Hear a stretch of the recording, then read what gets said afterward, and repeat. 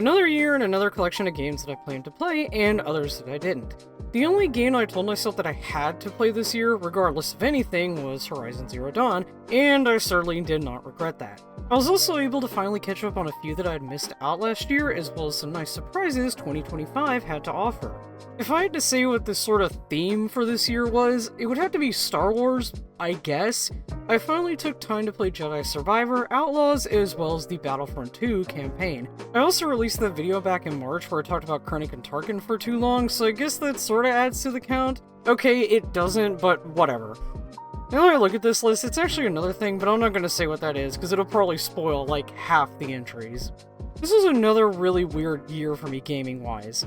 I finally took the plunge and played a few I'd had on my list for a while, but never got around to, as well as one or two very long, overdue replays. Yes, this is the first year where I'll be going over some games that I've replayed, and by that I mean 2 games I literally haven't played since I was a kid, so yeah, the experience was good enough to justify putting them on here, and to be honest, they're fun games. And lastly, I think my number 1 is pretty obvious, but if you're new to my channel, why not stick around and see what that is? And hey, even subscribe, that would be pretty cool. I was honestly panicking a couple of months ago, because at that point, I'd only played about a handful of titles, but I managed to get through enough bangers pretty quickly. So we did end up with a few honorable mentions. Battlefront 2, specifically its campaign. I did a lot of multiplayer back when this game came out, but sort of ignored the story mode because I really wasn't interested. Though I did finally sit down and actually play it, and you know what? For what it's worth, it was fun. I like Iden, the missions were interesting enough, and I enjoyed the time skip into the First Order. Though I didn't enjoy all the shoehorned-in sequences with Leia, Han, and Luke. Like, I get it, when this game came out, sequel hype was a must, but I really don't like the era of Star Wars between the original trilogy and the sequel. Prey, 2017. This one is a little more obvious. Like most people, when Prey came out, we either went, oh, it's a new Arcane game, I'll give it a go, or oh, it's a new Prey game, I ain't playing that. I don't know anything about the original Prey titles, but what I do know is that Dishonored 2 came out a year before this one, and I was so jilted by that game that when I saw Prey a year later, I said, nah, screw that. And honestly, that was probably the best decision, because I would have not enjoyed the survival aspects it throws at you. I had a lot of technical problems, control issues, and the balancing of the game was just all over the place. I managed to beat it and did way more than needed, but yeah, it's definitely not one of my favorite games this year, and I honestly wish I'd liked it more because I commend Arcane for trying something different than just Dishonored in space. And lastly, Tiny Glade, because why not? It's a fun game I picked up a handful of times, and more people need to play it. Go chill and build a little village in the woods. Now for the actual list, and this is the only time I'm going to apologize for a game being in a certain spot, the rest you've got to deal with. In number 10, Space Marine 2. I'm sorry. This game is fantastic, I love 40k as much as the next guy, but my main reason for not putting it higher is that I never got a chance to beat the first game, and I played this one so early on in the year that I barely remember it. It unfortunately didn't stick like I thought it would. I also never dabbled in any of the online, so I haven't experienced like 60% of the game's actual content. Titus is obviously an amazing character, I love what they're setting up for future installments, and the combat is always extremely satisfying. I am a proud child of Ultramar, a tried and true blueberry to the bitter end. I will defend my love of the default Marines with my dying breath, but I cannot let that be the reason I rank this game above others. I'm so sorry, Booty.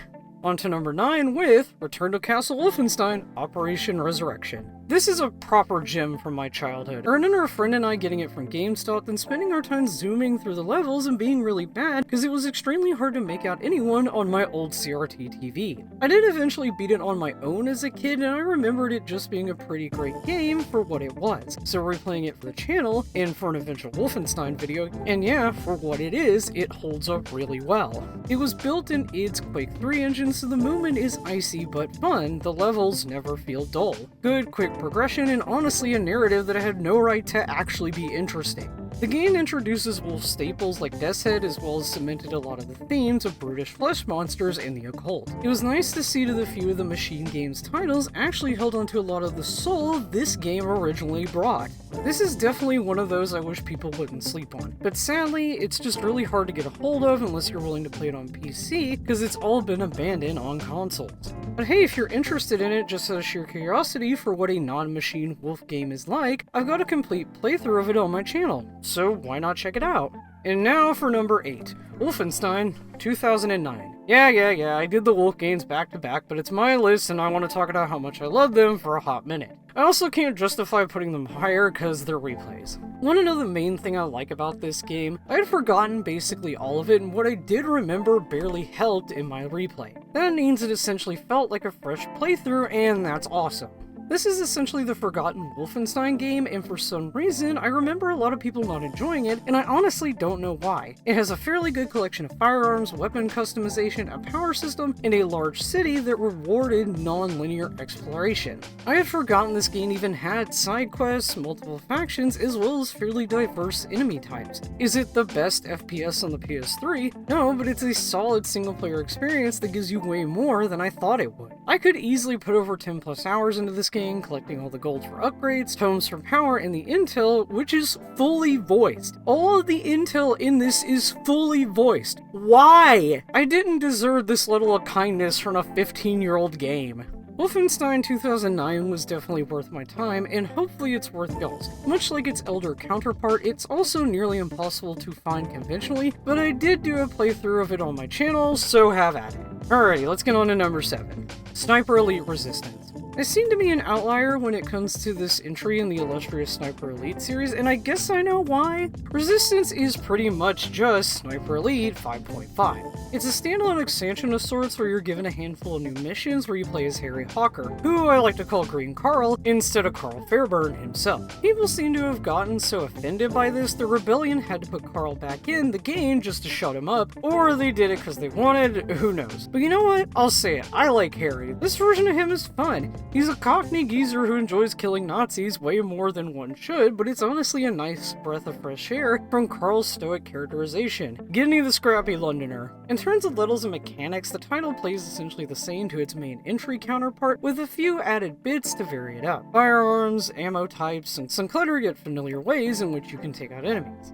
I didn't mind that it felt more like 5, because, like with Resistance, I'm an outlier and I also really like Sniper Elite 5, so getting more of what I already enjoyed was a great treat. We'll probably never get another game where Harry is the main protagonist, but it was nice to finally see him on his own and not some random player 2 from previous titles.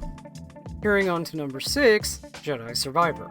I finally took the time to pick up the other Jedi game, and man, it was great. Well, again, like no sequels of a pretty good game, for the most part. The Jedi series so far suffers from that this game has good bits and this game has good bits, meaning both titles are fun in their own way, but one doesn't feel superior to the other. When I played Fallen Order, I had a few issues with the combat and exploration, but I loved how calm the narrative was in the atmosphere of all the different worlds. It wasn't groundbreaking, but for a new Jedi-focused game, it was a good start for what could be an amazing series. Then Survivor comes along, adds more variety to the combat, adds a heck of a lot more story, and decides bigger levels are better. And that's where I got frustrated. Don't get me wrong, I loved the evolution of Cal's character. A lot of the stuff they did with Cere was amazing, and Bode was a great addition to the overarching cast. But I got tired of having to hopscotch from the same 3 worlds, run around the same areas because I randomly missed one little hallway or forgot to open a shortcut, and the plot. The game basically has 2 stories, and they aren't really handled as well as they could have. Without spoiling, we get introduced to a fairly important character who, you guessed it, becomes evil, cause why not? Then they get killed off abruptly, we get the contracted Vader scene, then the actual villain reveals themselves. Or, well, I guess they're not supposed to be a villain, but they are again, cause why not? Also, this is Star Wars, subtlety is not their thing, unless it's Andor. But despite all of that, I did enjoy my time with Survivor. I just really hope, come the 3rd game, they take what was good about both and just make one last solid title to round out the series. I could talk for ages about these 2 games, so let's just get on to the 5th entry, Star Wars Outlaws. I wanted to put Outlaws a rung higher on this list, but I really can't due to how much I didn't enjoy the 3rd act of the game. Despite what most people criticize this title for, being another run-of-the-mill open-world Ubisoft game, Outlaws is by far one of the best unconventional Star Wars games to date. The game throws about 30 mechanics at you in the space of around 2 hours, but once you figure it all out, you're just spending 90% of your time riding around with Kay and Nix, taking out imps, messing with cartel members, and following some loose plot threads to carry on with the story. I wasn't thrilled that, once again, we ended up on Tatooine, but it was nice to finally see a lot of the syndicates we've come to know, such as the Pikes and Crimson Dawn, get more fleshed out, as well as introducing us to a great cast of rough and tough smugglers and bounty hunters. The stealth, while not robust, was rewarding and the exploration didn't feel exhausting or bloated. I absolutely loved the cosmetics and upgrades and didn't feel the reputation system to be as punishing as people made it out to be. It's hard to say what my biggest issue is without massively spoiling the story's twist, so I won't. But let's just say I was not happy with the whole idea of the big bad's main plot. As someone who loves Imperials, especially the ISB, it was extremely dumb, but I guess that was probably the point because like hubris and all that, who cares? The actual main bad I'm fine with. But yeah, I hope we get an Outlaw 2 because I'd love to see K again, or at least another game in this style. Let's get on to number 4, Cronos, A New Dawn.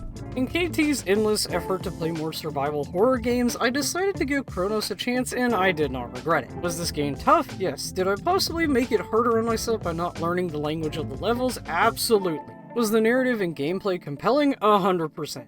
Bloober is one of those studios that I knew about, but I hadn't taken the time to play any of their games. With the release of the Silent Hill 2 remake, it finally put them back in my view, and then bam, they dropped this banger out of nowhere. In obvious fashion, it took me way longer to beat this game than it should have, but I powered through and managed to do it in about 20 hours or so. Though the average is around 8 hours. Slow and steady, Milano, slow and steady. I also had to pause playing for well over 6 weeks right at the final boss because I got sick and a bunch of other stuff happened. But I hunkered down and got it done, and my word, that fight is long. I don't know why it took me over 10 minutes, maybe because I played cautiously, but I haven't spent that long in a boss fight since my JRPG days. But yes, Cronos is a wonderful entry into the genre. It has great pacing, good exploration, a fair upgrade system, and a good variety of weapons without it being too much to manage. I mainly ended up sticking with the sword and the variations of the carbine, the javelin, and the lance. The other main weapon is the shotgun, then you get your BFG of sorts in the form of the arbalest. Great shortcuts, healthy amount of drops without it being too easy, and the enemies, oh man, the enemies. The orphans are intense and I would love to go into them in more detail, but it would give away a lot of the game's lore. Also cats. One of your main goals is to say cats. How can I not love this game? I could really talk endlessly about Cronos, and I will one day, but I'd really like people to play it on their own, and if you'd like, I have a playthrough of it on my channel in some pretty good size sessions, so why not give it a watch? Alrighty, we're finally into the top 3. These might be obvious or surprises, I guess we'll have to see. Let's just get into it with number 3. Horizon Zero Dawn Remastered. Don't ask me why it took so long to play Horizon, cause you don't need to, I'm gonna tell you. So yes, we all know KT really loves Killzone, and if you didn't, I do. I've got over 5 videos talking about it as well as it being peppered all over my socials in general. For Pete's sake, I helped make a 20th anniversary publication for the series. But no, Killzone is not the reason it took me so long to play Horizon. I have no nostalgic love for the series, and I wasn't in the I don't like Aloy camp. It was mainly because around the time it came out, I'd been playing so much Fallout 4 and Red Dead Redemption 2, I didn't want to play another open world game. So, carry on a bunch of years, the Killzone stuff happens, and I'm like, you know what, I should really play Horizon, because I don't want people thinking I hate the game. Because, yeah, I don't. It's a great game. Fantastic, even. Does it win any awards for its narrative or characters? Not really. I love Aloy and the rest of the cast, and sort of the twist explaining what the machines are, but at the same time, it was fairly predictable, but hey, I still enjoyed it. The combat was extremely engaging, and I took every opportunity I could to take down any big guy I saw. I even decided to take the plunge into Frozen Wilds before I completed the primary narrative. This isn't recommended, but I don't understand why, because once you do the final bit, the game just kicks you back to the moment before you accept the quest. There is no post-game free roam. Gosh, I didn't need to do everything. By the time I got to the second half of the main quest, I just started ignoring side quests and errands. I really didn't need the XP. Didn't think your levels could go past 50, but here we are. The final boss was also extremely lacking and felt more like a chore than a challenge. I could blame that on me being over-leveled, but the type of enemy it was really wasn't hard in the base game, let alone one that's a little stronger. I wish I'd just fought more corrupted Thunderjaws or Stormbirds, because even with my kitted out build, those still gave me a run for my money. But yeah, it's a far departure from Killzone, and I don't blame Guerrilla for wanting to do something different. It's definitely a great entry into their library, and definitely became one of Sony's modern classics among God of War, Astro Bot, and the Ghost series. I hope to find the energy to talk about it more in depth one day, but I want to take time to play the sequel, which I hear is also pretty good. And in second place, with Atomfall. Rebellion released like 3 games this year, along with a lot of content for those games, so of course 2 of those were going to appear on this list. And I knew I was going to enjoy Atomfall the moment I saw the gameplay trailer.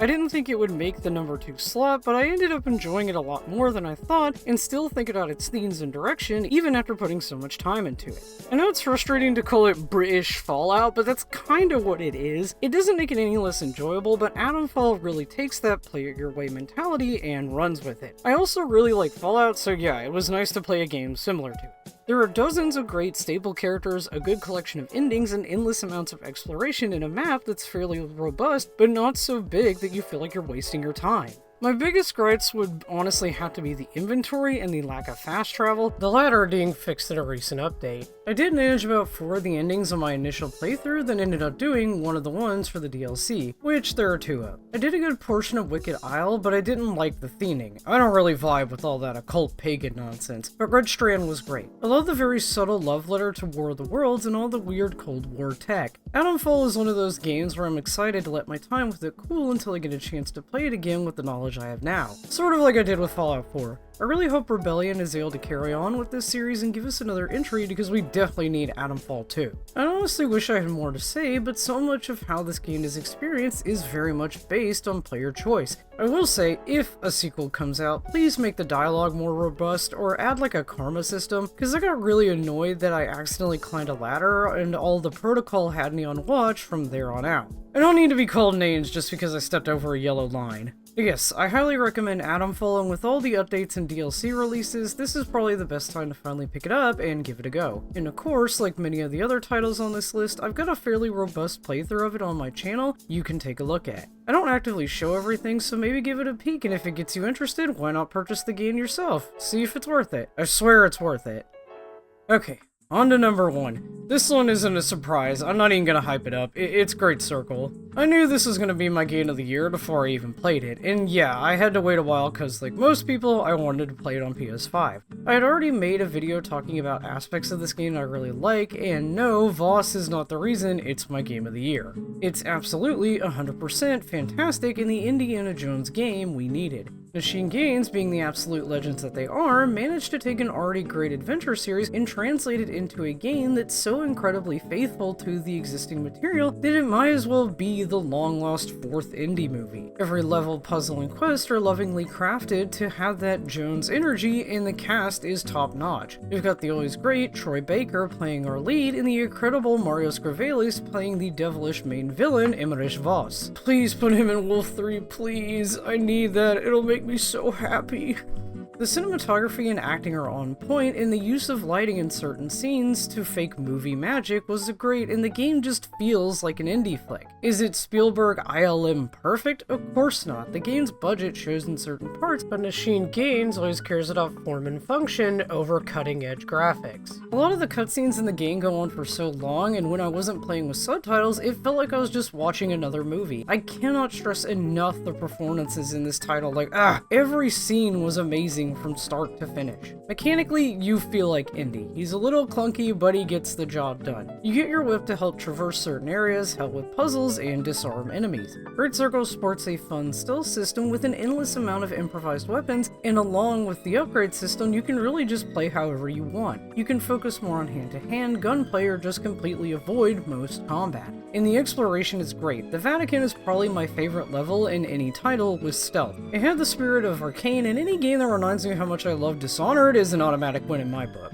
And as of releasing this video, they've added more outfits as well as New Game Plus and the DLC, so yeah, you've got more than enough content to keep you satisfied for a while. I easily put 30 hours into it my first playthrough and probably about another 20 in my second just to get footage for my videos. And I didn't even realize how much time I put into it because I got so wrapped up in the adventure that any of it hardly felt like a slog. This game is just so much fun. I really hope we get another one. I know it's a shot in the dark, but with the success in Machine Games only knowing how to make gold, I think a sequel would be well in order. I don't know what it'd be like. Surprised me. This game's narrative did, so I'm all for not knowing what the heck is going on till right at the end. You know, the theme isn't Star Wars. I'm changing it to Nazi punching in honor of how goated Great Circle is. Punching Nazis in Return to Castle Wolfenstein, punching them in Wolf 09, stabbing them in Resistance, and hitting them with apples and good old Indiana Jones. 2025 was a surprisingly good year for games. I did play way too many open world titles, a mistake I will probably make again because like every game is open world now, but I also played a few surprises. I didn't expect to like Outlaws as much as I did. The only game I 100% committed to playing this year was Horizons, games, and titles like Cronos and Atomfall blew me out of the water. I'm really excited for 2026 because there aren't any games I'm 100% certain that I'm going to play, so future series for the channel are all up in the air at the moment. Well, save one, but I'll keep that in my pocket for now.